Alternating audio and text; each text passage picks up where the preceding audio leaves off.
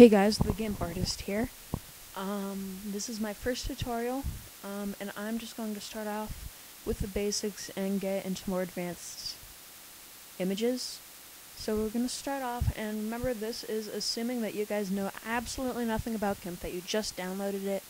If you don't know what Gimp is, there will be a link in the sidebar, which is like that way. That way. See, my arrows are pointing that way. Okay, so we go to start off your image. You go File, New, of course. Now it lets you choose the pixels, or you can go for inches, millimeters, points, picas, whatever those are. I don't know. I only use pixels. The default is 640 by 400, which is this really nice rectangle. And that's what we're going to use. This is just going to be a basic how to create a transparent background and learning about how Gimp works. For these, I'm going to be using different Pokemon for it. I already have one copied. Just because, one, Pokemon are awesome. Two, there are tons of diverse shapes and you can do tons of things with them. But we're going to start off by just using this blank canvas. You go to create your transparent border, you go to Layer. Now, of course, what I like to do instead of going that way, instead of right-clicking and going to Layer, you go Control L, and it brings you to this screen. Gimp mainly functions in layers, and you can turn off which layers you see. I'm going to turn this one off, and you can see that this black and gray checkerboard, this means that it is transparent. To create that, but keep your image, you're going to, I'm going to pull this up so you can see the whole thing. You're going to scroll down to, you're going to right click on your layer. You're going to go to add an alpha channel, and now this has transparency behind it. It already did, but now when you delete this, it will. So now, edit and paste in your picture. Mine's an executor. As you can see, it came up with a floating section in my layers. So you right click that and just click anchor layer. So now it's one picture.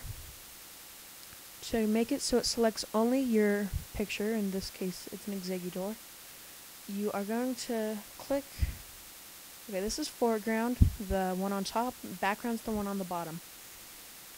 You're going to click your foreground color and choose a color that's not an executor. I'm going to use hot pink. Hot pink is not in many pictures. If it is, you can use neon colors mainly work. So hot pink, and then choose your bucket tool and just click. That turned everything hot pink except, of course, for executor. Now you are going to go to your select by color tool, which is in the top right corner, and this selects everything of the same color, and it outlines what is not the same color. Now, as you can see, it has outlined my executor with these moving dots. What you're going to do is hit the shortcut button for clear, because normally it's edit clear, but as you can see, the shortcut button is delete. So we're going to delete it, and now we have a transparent background.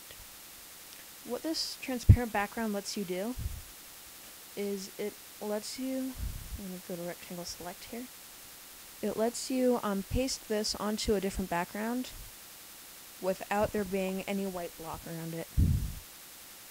So I'm just going to quickly create a background. How to create a fading color also. You have to choose your foreground. Mine's going to stay hot pink. It's going to be black underneath. You're going to click your blend tool. And then you're going to draw a line across. And as you can see, it fades from pink to black. Now you are going to paste in your executor, or whatever Pokemon you chose. And again, as you can see, we have the floating layer, which we can anchor. And now we have our executor without a white block on our background. And I accidentally just zoomed in by like 50 million. There we go. First Gimp tutorial, tell me what you think. I'm going to be doing more, of course. Next tutorial will be on making avatars for YouTube, which is 125 by 125, and for Zat chats, which are 32 by 32. Rate, subscribe, comment, and I will be talking to you guys next tutorial. Yeah, bye.